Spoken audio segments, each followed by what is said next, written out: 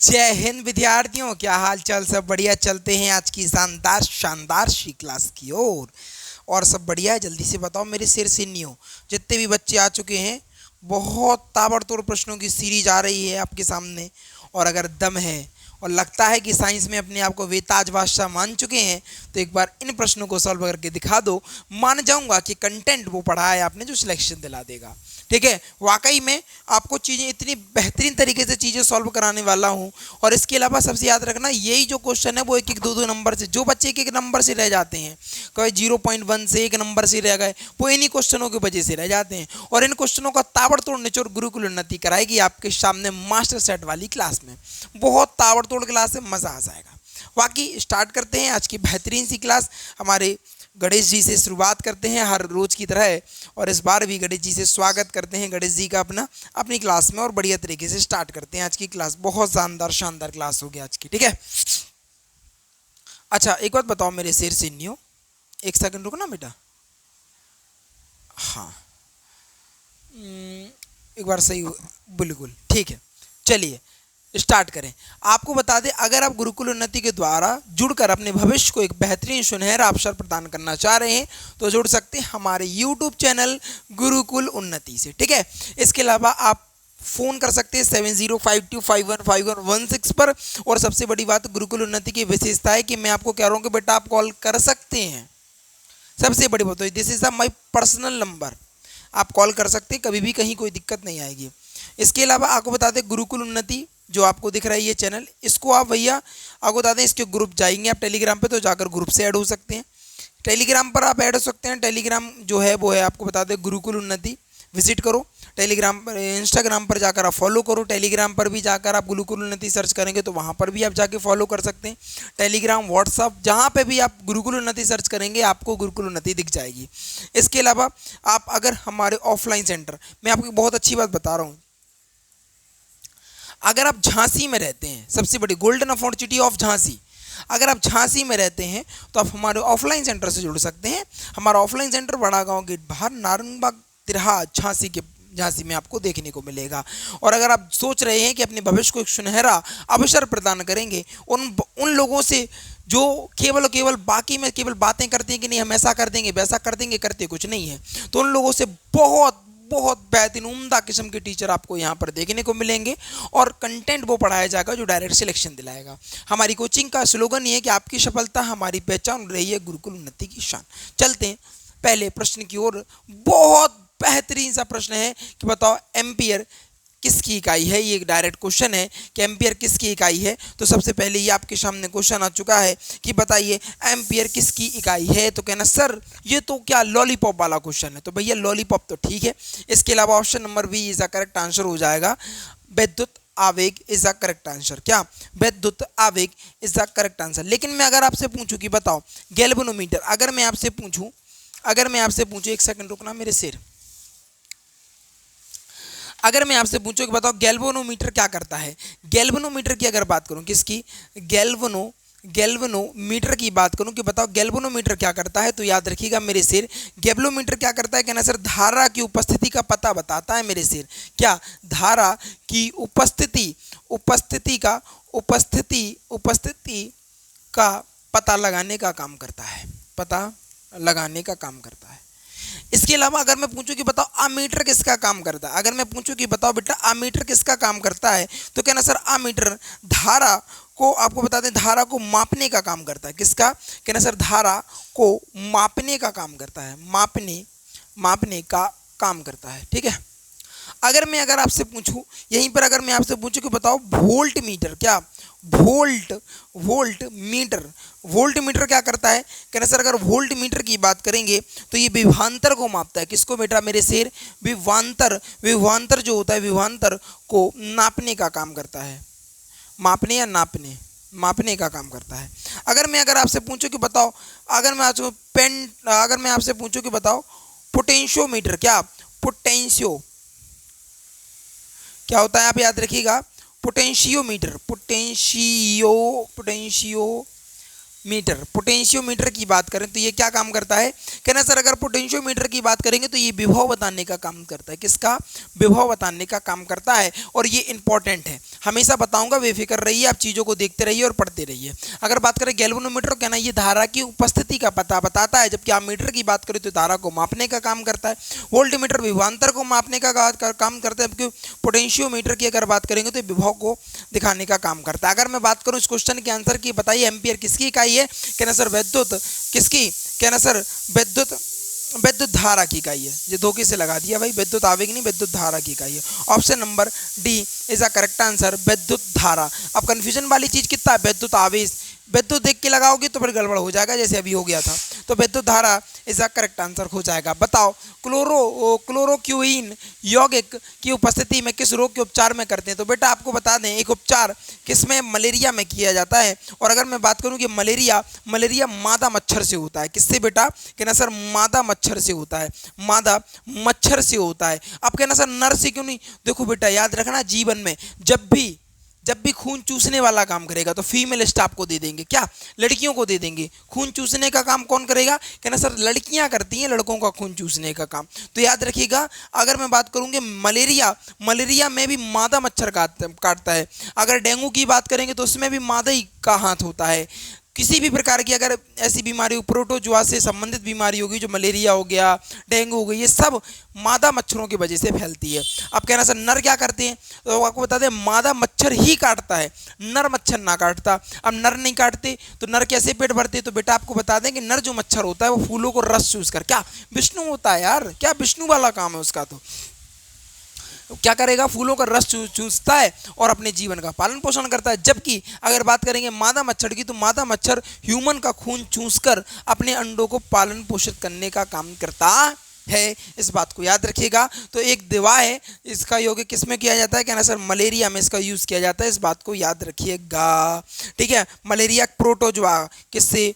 Protozoa द्वारा होने वाला एक रोग है, इसको भी याद रखेंगे। आगे देखो, अगर बात करें कॉर्क कोशिकाओं की भित्ति पर जमा हुआ पदार्थ क्या कहलाता है? क्या बात है, कितना तगड़ा क्वेश्चन है, मैं बोल रहा हूँ ना, क्वेश्चन वो मिलेंगे तहलका सा मचा देंगे, क्या तहलका सा मचा देंगे। बता दो फिर, बताओ कॉर्क कोशिकाओं की भित्ति पर जमा हुआ पदार्थ क्या कहलाता है? कहना सर अगर बात करेंगे सुवेरिन कहलाता है। क्या कहलाता है? सुवेरिन कहलाता है। और अगर सुवेरिन की बात करूं तो ये कार्बनिक पदार्थ है। क्या है ये? कार्बनिक पदार्थ है। कैसा है? कार्बनिक। कैसा है? कहना सर ये कार्बनिक पदार्थ है। और अगर बात करेंगे ये क्या करता है? कहना सर वसा को संग्रह करता है। क्या? वसा को अगर बात करेंगे किसकी? कहना सर ये क्या करता है? कहना सर वसा युक्त पदार्थ है, वसा युक्त पदार्थ है। कैसा है? वसा युक्त पदार्थ देखने को मिलता है। इस बात को भी याद रखिएगा बढ़िया तरीके से, कहीं कोई दिक्कत नहीं है तो बात करेंगे। बताओ कॉर्क कोशिकाओं की भित्ति पर जमा हुआ पदार्थ होता है, कहना सर सुवेरिन होता है। अगर बात करें निम्नलिखित में से किस में केवल परिणाम होता है, दिशा नहीं? अगर एक तरफ लिख लो सदिश और एक तरफ लिख लो अदिश। क्या लिख लो? एक तरफ लिख लो अदिश। अगर बात करेंगे एक तरफ लिख दिया अदिश, एक तरफ लिख दिया सदिश। जिसमें सा है उसमें दिशा की आवश्यकता होती है। जिसमें सा उसमें दिशा किसकी? कहना सर दिशा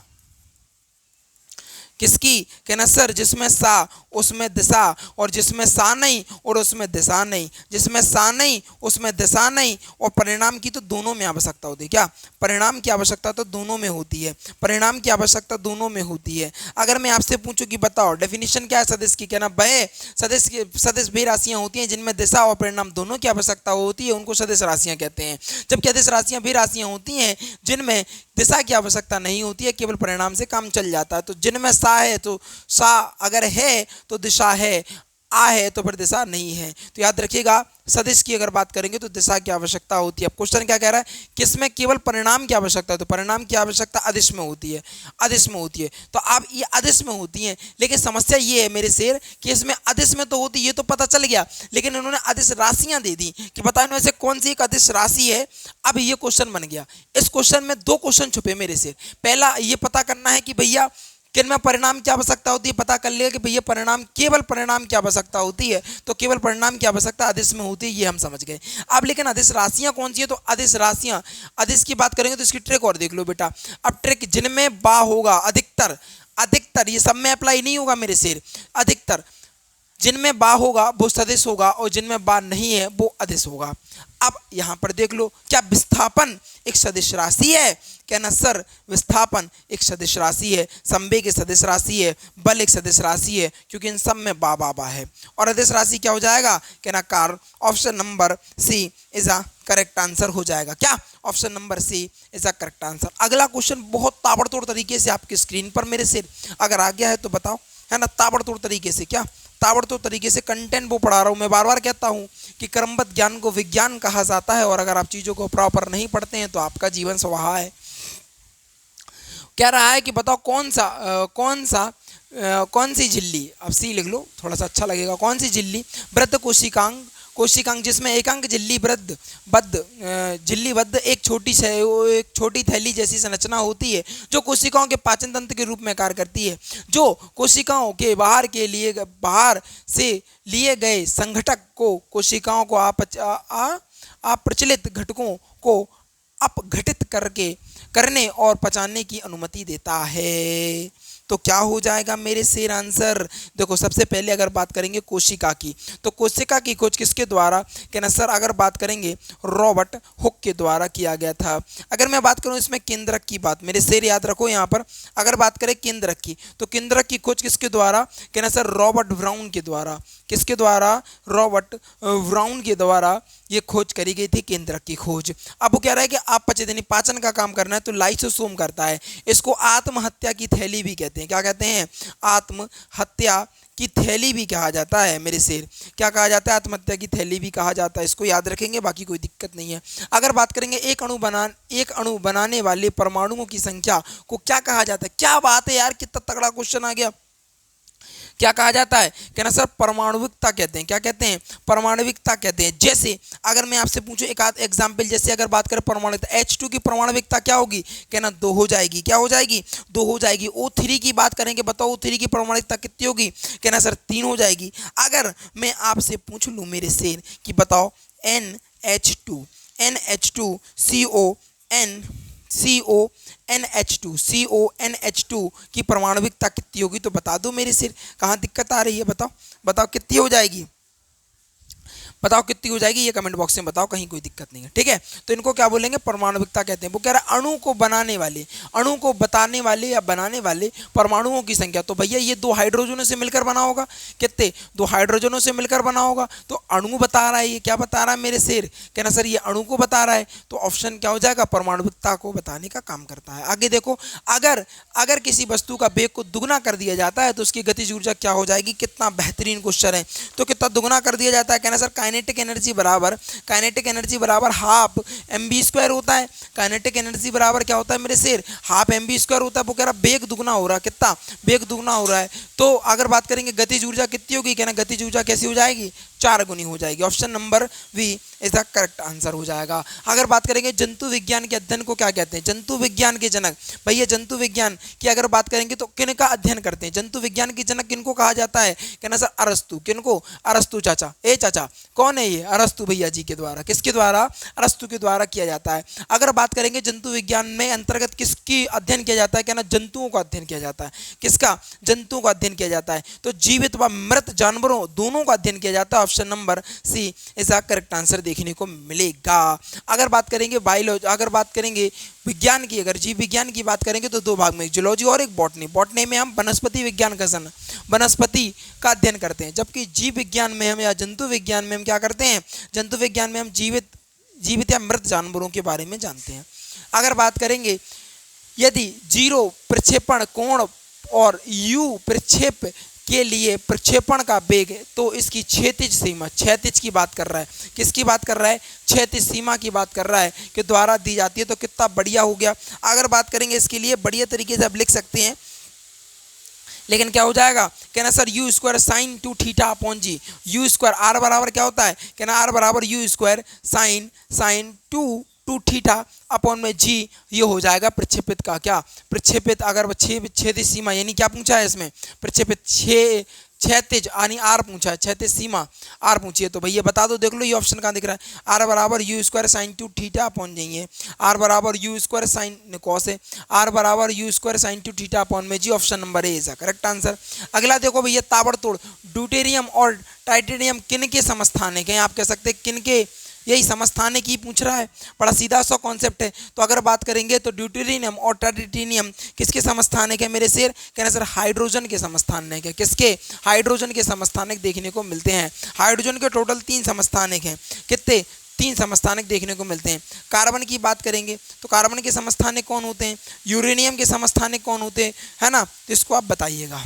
अगर बात करें कंकाल तंत्र की आकृति एवं सौंदर्य प्रदान करता है, तो सौंदर्य कौन प्रदान करता है, पेशीय तंत्र प्रदान करता है, कौन, कहना सर पेशीय तंत्र प्रदान करता है। तंत्रिका तंत्र में कहना सर सबसे कम कोशिका विभाजन, लिखो मेरे शेर, सबसे कम कोशिका विभाजन, सबसे कम कोशिका विभाजन जो होता है, विभाजन जो होता है किस में होता है, तंत्रिका तंत्र में होता है। पाचन तंत्र की बात करेंगे तो पाचन प्रारंभ कहाँ से होता, पाचन प्रारंभ कहाँ से होता, कहना सर मुख से होता, कहाँ से होता है, मुख से होता है, इस बात को याद रखेंगे, बाकी कोई दिक्कत नहीं है। अगर बात करें अगले क्वेश्चन की तरफ, जब रात में प्रकाश की तीव्रता कम होती है तो प्रकाश निम्न द्वारा आपको संचित किया जा सकता है। भैया बहुत भयंकर क्वेश्चन है, ये क्वेश्चन अलग लेवल पे है, अब बच्चे इस क्वेश्चन को समझ ही नहीं पाएंगे। ये क्वेश्चन बता रहा है आंख वाला क्वेश्चन है ये। अब क्वेश्चन क्या कह रहा है थोड़ा सा समझो, जब रात में प्रकाश की तीव्रता कम होती है, तीव्रता मतलब अंधेरा टाइप का होता है, तो प्रकाश निम्न किसके द्वारा सूचित किया जा सकता है, ये की बात है। तो आपको बता दें, सबसे पहले ये समझो मेरे शेर सिन्नी बढ़िया तरीके से कमेंट कर रहे हैं, कहीं कोई दिक्कत नहीं आ रही है, क्या बात है भैया, क्या बात है। अगर बात करेंगे रेटिना में, तो रेटिना में भैया देखो 2 भाग होते हैं, एक का नाम होता है छड़, क्या होता है, छड़, या फिर आप इनको बोलते हैं शलाकाएं, क्या बोलते हैं, शलाकाएं, शलाका या शलाका याद कर लो, कोई दिक्कत नहीं है। बाकी एक भाग और होता है जिसको बोलते हैं हम शंकु, क्या बोलते हैं बेटा, शंकु। ये क्या करता है, शंकु भैया रंग के लिए काम होता है। हमारी आंखों में रेटिना में शंकु और छड़ या सालाना, आप शलाका का लिखा है यार, ये शलाका है ना, शलाका, ये क्या करता है, क्या ना 2 भाग होते हैं रेटिना में, एक छड़ शलाका और एक होता है शंकु। शंकु क्या करता है, क्या ना सर रंग को बताने का काम करता है, जबकि ये किसका काम करता है, क्या ना सर ये प्रकाश के लिए उत्तरदायी है, किसके लिए, प्रकाश के लिए उत्तरदायी है। तो रंग की तो बात करी नहीं गई, प्रकाश की बात करी गई है, तो शलाका यहाँ पर ऑप्शन दिया हुआ है, तो कोई दिक्कत ही नहीं, ऑप्शन नंबर ए इसका करेक्ट आंसर हो जाएगा। अगर बात करें क्लोरीन के ऑक्सीकरण की अवस्था बताइए, बता दो मेरे से। अगर बात करेंगे Cl2O7 ये दिया गया है, Cl2O7 दिया गया, क्या Cl2O7 दिया गया है, तो हमें किसका निकालना है, क्लोरीन का निकालना है, यानी Cl का निकालना है। क्लोरीन के कितने हैं, 2, और क्लोरीन का निकालना है, 2 दिया, x लिख लिया। इसके अलावा अगर बात करेंगे 7 और ऑक्सीजन का कितना होता है, 2, यानी 7 एकम 7, 7 दूनी कितना हो गया, ये 14 हो गया। एक बार और बता दे रहे हैं, नहीं तो शेर नहीं है, हमें वो कहेंगे सर मजा ना आ रहा, क्या सर वो कहेंगे सर मजा ना आ रहा। देखो बेटा ऑक्सीजन की बात करेंगे तो ऑक्सीजन के 2 अणु होते हैं और इसमें 7 दिए हैं, तो यानी 7 दूनी 14 ही आ गया। 2x बराबर में कितना हो जाएगा, 14 हो जाएगा, ये माइनस का 14 हुआ है, बराबर में 0 लिख देंगे तो 2x बराबर में 14 हो जाएगा, और ये x बराबर कितना हो जाएगा, प्लस के 7, यानी x बराबर कितना आ रहा है, 7, यानी ऑप्शन नंबर वी इसका करेक्ट आंसर देखने को मिल रहा है। वैद्युत रासायनिक श्रेणी के बराबर में क्या गलत है, क्या बात है भैया, बहुत तगड़ा क्वेश्चन पूछ लिया भैया। अगर देखेंगे मानक इलेक्ट्रॉन अपचयन विभव को बढ़ाने या घटाने के क्रम में तत्व का प्रतिनिधित्व है, ठीक है। अगर बात करेंगे यह धातुओं की अपेक्षित अभिक्रियाशीलता की तुलना में नहीं करता है, ये पूछ रहा है भैया, बहुत बढ़िया क्वेश्चन है, बहुत अच्छा क्वेश्चन है। तो क्या लगा देंगे, कौन सा हो जाएगा बताओ क्या हो जाएगा आंसर, बता दो भैया, बताओ। कहना सर गलत, अच्छा गलत पूछ रहा है, मैं देख रहा हूँ, मैं कह रहा हूँ यार ऐसा तो नहीं गलत टाइप हो गया, तो मैं वही देख रहा था कि यार गलत टाइप तो नहीं हो गया, क्योंकि वो गलत पूछ रहा है यार, गलत पूछ रहा है। तो गलत तो केवल क्या है, एक ही दिख रहा है, ऑप्शन नंबर बी। क्या है, option number B is the correct answer. अगला देखो, अगर बात करें कौन सा तत्व सोलर सेल में बनाने के लिए मुख्य रूप से उपयोगी होता है, तो याद रखिएगा सिलिकॉन या एजी या चांदी, सिलिकॉन या चांदी की बात हो जाती है, इस बात को याद रखिएगा। ऑप्शन नंबर 1 पे ये रखिएगा, ऑप्शन नंबर दूसरे पे ये रखिएगा। अगर दोनों दिया होगा तो सिलिकॉन को टिक करिएगा, अगर दोनों में से एक दिया और सिलिकॉन नहीं दिया तो आप चांदी को भी टिक कर सकते हैं। आगे देखो, लोलक की काल अवधि क्या होती है, लोलक की काल अवधि बता दो भैया। लोलक की काल अवधि की पूछ रहा है भैया, लोलक की काल अवधि क्या होती है, लोलक की काल अवधि क्या होती है, ये आप लोग बता दीजिए। बहुत बहुत शानदार शानदार है ना, ठीक है, बताओ बताओ। अच्छा, लोलक की काल अवधि की बात करें तो पहला ऑप्शन पढ़ो, द्रव्यमान के ऊपर निर्भर करती है। मजा ना आया भाई, लंबाई के ऊपर, बहुत बढ़िया भैया, किस पे, लंबाई के ऊपर निर्भर करती है। ऑप्शन नंबर बी इसका करेक्ट आंसर हो जाएगा। ग्लास में पानी पर कितना, बहुत तगड़ा क्वेश्चन है यार, इसको रट के चलना। गिलास में पानी, समझ के चलना, रटके तो ठीक है, समझ के चलना। गिलास में पानी पर बर्फ तैर रहा है, यदि बर्फ पिघल जाए तो आयतन क्या होगा, कहना सर आयतन पर वही रहेगा, आयतन पर कोई प्रभाव नहीं पड़ेगा, यानी आयतन वही रहेगा। लेकिन अगर क्वेश्चन इस प्रकार करते कि बताओ एक बर्फ का टुकड़ा है और वो पिघल रहा है, क्या है, बर्फ का टुकड़ा पिघल रहा है, तो उसका आयतन, तो पिघल रहा है तो उसका